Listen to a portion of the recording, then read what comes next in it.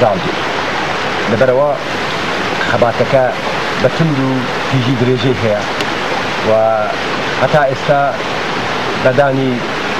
هزاران شهيد لو 4 سال دا قالي كتواني في آزاري كل بارزه وهيوام وياك لدوارو جشتا هر لو كاردا سركوتوبه هیواش مویه که نگهروا بانکو حلو مرج آماده کبوه خودمختاری و کردستانی ایران جیبه و دموکراسی لإيران جیبه و پاش سالهای سال قالی کل کردستان ایران دا با آزادی و بختوری بشه. پرسیاری کشمان هی قضا که این بحثی که حزبی دموکراتی کردستان بودی حزب دموکراتی کردستانی ایران که لوضع استرا كونترين وبتجربتين بخراوي سياسية لكردستان إيران وكانت بتوانين بلين ل شوارتشوي إيران جدا 37 سالة بو كرد مختاري بو كردستان ديمقراطي بو إيران خباتك لو خباتنا لروجي شهيدوني كشباب غازي محمد وحتى استا بهزاران شهيدي بنخي درجاي آزادي ملت الكرد فلاكي بلان استا نتوانين بدنياي وبلان ك حزب كمان بوتا حزب خوشويستي همو قالي كرد برواي بيتي زور بي زوري قالي كرد اشتواني لينكا ودتوانين بلان ك هوي هرا أساسي مانو هوي هرا أساسي سركوتيني حزب كمان دودايا ك سرمایي هر جوري پشتیوانی خلقه و او پشتیوانی براستی هم بنرخه هم پشتیوانی کی زور بکاره و ایوام ویا حتی او کاته که او پشتیوانی بردوام حتی او کاته که حزب کمان سیاست و راست و درست و خوی بره و بره که لو سالانه دا نشان میداوه حزب کی مسئول و براستی حزب کی سیاسی و تجربه و حتی او وقت که تجربه کان من لسنجري خبات ده آزایانه دفاع لآزادی و ناموس و شرف ملت كمان كان دنيام كا حتى او وقت او سي شرط آماده ما هسر سركوتون و دبي بلين كا باري هر كرسي او سركوتنا دقرتوا سر بونو بريو بهي حزب ديمقراطي كردستان ايران كا استا حزبي كولشيفسكي قال كمان لكردستان ايران.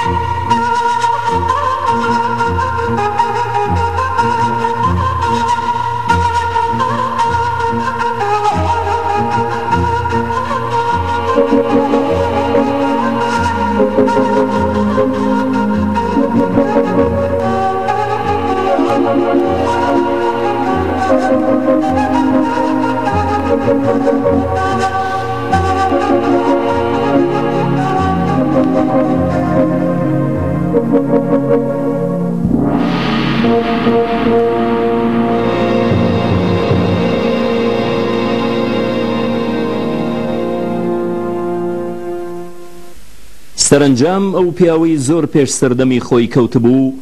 ئەو پیاوەی خەباتی دیبلۆماسی پیشە کردبوو لە ڕۆژی 13 ژوئیەی ساڵی 1989 لە ڤیەنای پایتەختی نەمسا شەهید کرا و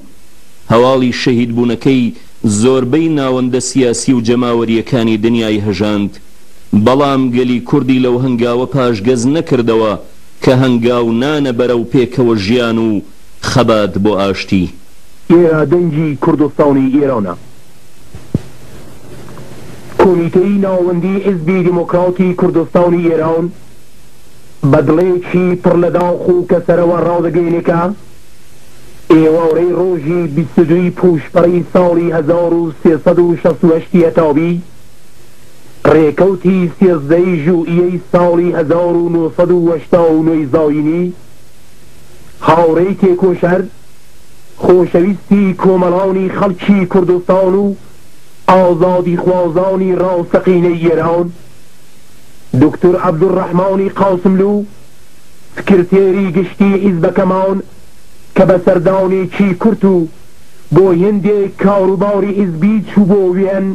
پێتەختی وڵاتی ئۆتریش لەگەڵ هاوڕێی خۆشەویست کاگ عەبدوڵڵای قادری ئەندامی کۆمیتەی ناوەندی و نوێنەری حیزب لە ئەوروپا شەهید کراون.